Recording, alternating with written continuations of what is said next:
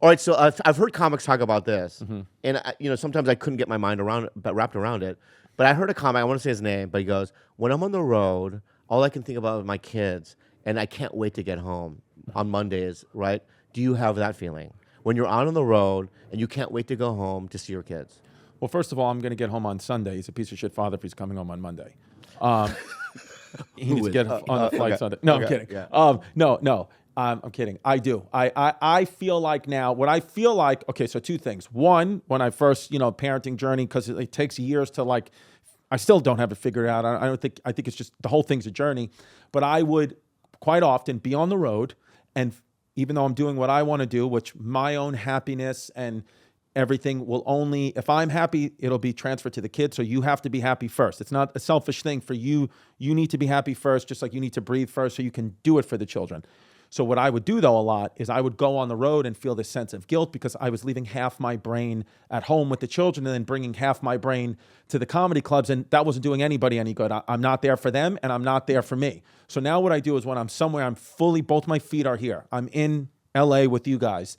That doesn't mean I'm not thinking about my children. That doesn't mean I don't miss them. But I would quite often be like, I shouldn't be. I should just always be with the kids, and that's not being a good parent. That's not necessarily doing what's right by them. So now I'm always here. So and it helps me actually conserve a lot of energy. So when I do get home, this is a long trip for me. This is 7 days away from them. Wow. So it's a lot. That's a lot. But I say, you know what? I'm going to do this once, and then when I get back home to them, I will be 100% present and fully engaged with them. And for how long? For until if somebody wants me to do the pod, I'll do that pod. But you're on the road. You're on the road. No? Oh yeah, no, on the road. No, So what I do now, time is actually a more valuable currency to me than money. I fully agree. Yeah, I fully. The money agree. doesn't mean anything to me. It does not. I mean, it means something because of survival and yes, and sure. But it's like I don't have like we have people with money can only say that. No, but right, Vic? Right? You and I are on the same, right? No, because I think floofy. No. You guys I'm are with floofy you. floofers. I'm with you. You're with you because you got a little. My point is that when you don't have that, right? Listen. That's not. No, I'm listening. I do listen to you. You do listen to me. And I'm listening now. Yes. Go ahead. Okay. So I think though that you can just adjust your life if you have less money. All you really need to do is get your basic needs met, your basic survival needs met to be happy. Someone in a homeless shelter right now can be happy. If they're not happy, it's because they're comparing their life to something that somebody else has. But if you can just find a way that your basic needs are met, then I think that you can be happy. Now, I'm going to tell you, I have all these things. I'm not happy. Diestefano. Yeah. Yes. Whatever. Yeah. You know what I'm saying. I like it. So from now on, when I'm in here, I want you to, what I want my name to be to you? Because I want you to sexualize me a little bit, but also be dominant. I want you to call me for the rest of this podcast Pyung Young Yang. Pyung Yum Yang. Pyung Yum Yang. Pyung Yum Yang. Pyung Yum Yang. Pyung Young Yang. I said it right. Pyung Yum Yang. That's what Can we intro him about? We haven't introed our guest. No, we haven't done that? I don't want, no. We also haven't done it. Do we need to do it? Yeah, we do. Now as audience. Pyung Yum Yang. Yeah. 5, 4, 3, 2. Ladies and gentlemen, good evening and good afternoon and good morning to you. Whenever you're listening, at any part of the globe. You could be in the Antarctics. You could be on an island somewhere. You know what I mean? Just, doing whatever people on the island do. Today I woke up. I didn't know who the fuck was going to come today. Because I don't give a fuck. But some people I do. Some people I don't. You know what I mean? This particular, I didn't until he came.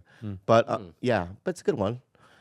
We have a good guest. He's from New York. I met him a long time ago on Opie and Anthony. Him and I did it. And we had breakfast with Opie. Remember that? That was really nice. I talk about it a lot. And I had a connection. Anyway, he's Madison Square Garden comic, huge comic, huge podcaster, Pyung Young Yang. Yeah. So fast though.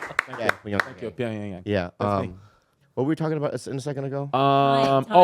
Time. Oh, time. Yeah. And happiness. How that 40%, right, of the people that live in this country, right, they only have $400 in the bank for emergency. Yeah, but their basic needs aren't met. He's just saying. What I'm saying is that you ask those people if time and money are. Well, their basic needs probably aren't met. I'm just saying yes, I understand, more money, more money doesn't, obviously we know, doesn't equal more happiness. I'm saying those, you would be like if you gave somebody in another country in like a small village in India or something like that, if you gave a nice small Republican village in India $400 Yeah. and their basic needs were met, they would have such a sense of happiness. But in America, when this whole idea is you can't be happy unless you have the house with the white picket fence and the. But what I'm saying know? to you is that when you're worried about you're going to get evicted, you can't feed your kids, right? And Right, but your and you have basic those needs worries. aren't met. Basic then. needs aren't met. That, so you're not happy.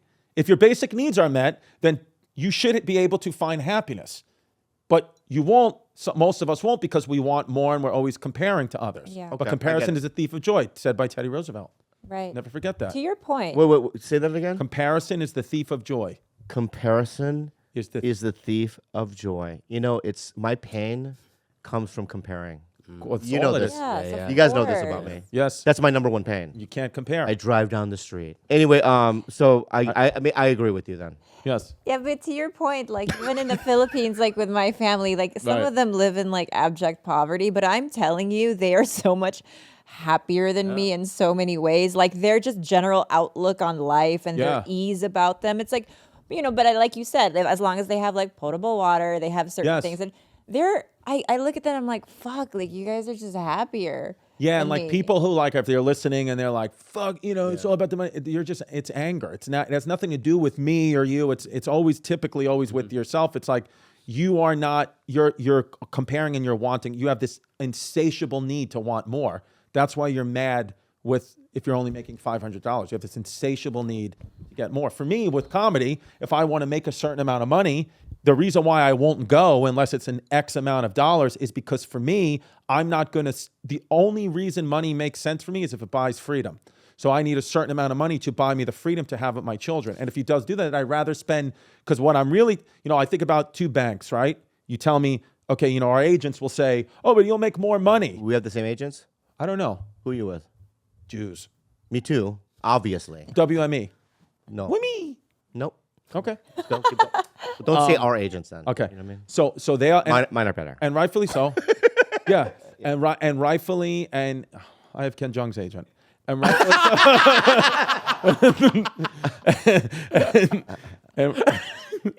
and rightfully so, they're going to want more money, that's fine. But I think of two banks, the money bank and then the time bank. So how much time is it? That's the more valuable bank to me because I can always replace money. You could always make money. Yes.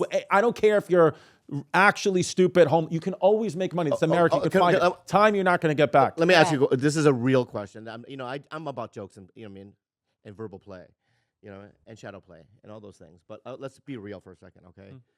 So there's a lot of times people go, I get offered a lot of things, right? And they go, hey, you want to go to Australia for this, or do you want to do this?